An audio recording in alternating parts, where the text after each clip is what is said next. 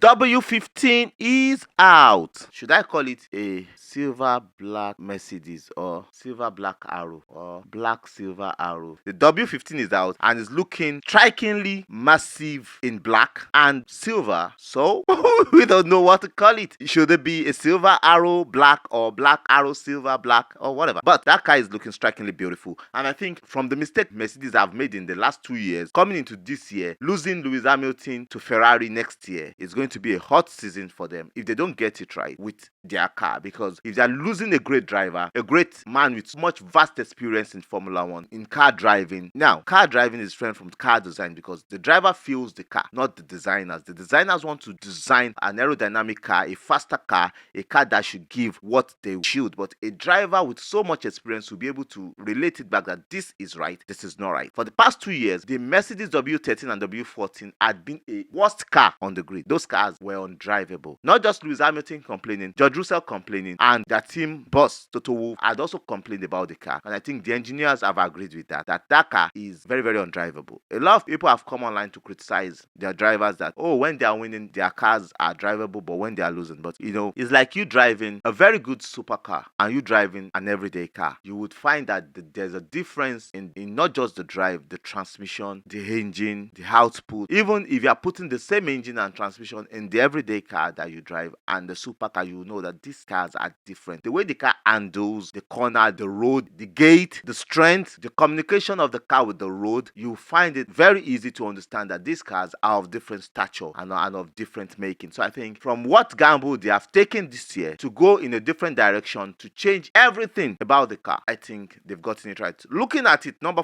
one impression I have is they've moved the seat backward. Yes, hallelujah, somebody.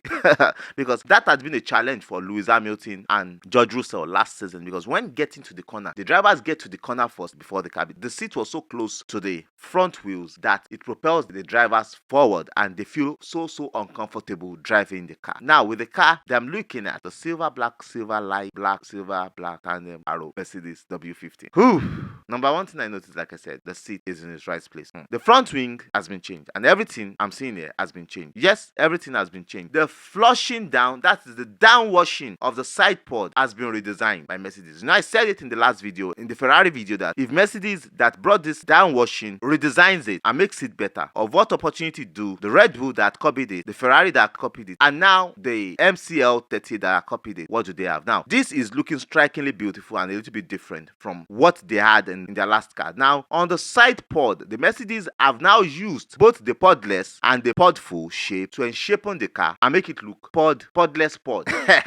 It looks like a podless pod. Now, the curvature of the pod down towards the edges of the car to go down to give it the podless shape they had before is so beautiful. It's something like what Alpine did on their new car, the 2024 car. Now, it gives it a more brighter look and also to give it a steeper air cooling the radiator, which means the air going into the radiator will be rushing in to pull out heat out of the engine and cool the radiator faster. They've shifted the edge of the side pod to flush with the side of the car. So it's flushing to the side of the car, which gives the downwashing a easier flow. So I think this car from the front to the rear is looking like a bow. The same shape at which it bends, it downwashes at the rear, it downwashes on the front. So as the air is coming, it should be able to pull the car down at the back as it is flushed so that it can have more downforce. Now, to the suspension. The suspension have been redesigned. Everybody is going for a curvy suspension. But looking at the Mercedes and the McLaren, they've closed up their front suspension in a way that the upper arm is so curved, it's like a trajectory of 10 to 12 degrees towards the tire and is covering the push rod. So you can barely see the push rod looking at the car ahead of you. And also, the lower arms have been redesigned also to give it the aerodynamic curvature look. From the W15, the rear suspension have been redesigned. The rear wings have been redesigned, which makes this car look bright and should be competitive. The air intake for the engine has also been redesigned. So everything about this car, I think this is about 90 to 95% of the car being redesigned. This car is looking racy, pouncing, and ready to compete. So will the Mercedes W15 be able to cope and compete with the rest of the field? We are yet to know. But from what we're seeing here, I think Mercedes have done a good job. And the 4 or 5 teams will be in a close competition this season. And this, I think, should be what Mercedes should be hoping for when they were designing this car. When they were designing this car, they should be taking a risk to make the car fast and also competitive to compete with the Red Bull that have left them behind behind for quite some time. The space of 2 years, they've been behind. Mercedes team have been behind. Now, the undercut of the car. On the side pod, there's a careful deep undercut on that car that should give the car the right aerodynamics it needs on the side. See, I love the lips of that side pod. The way it protrudes outside, the lips is so beautiful. Looking at this car also, it looks like an eagle or a falcon ready to pounce on its prey. When looking at the car from the top, this car is so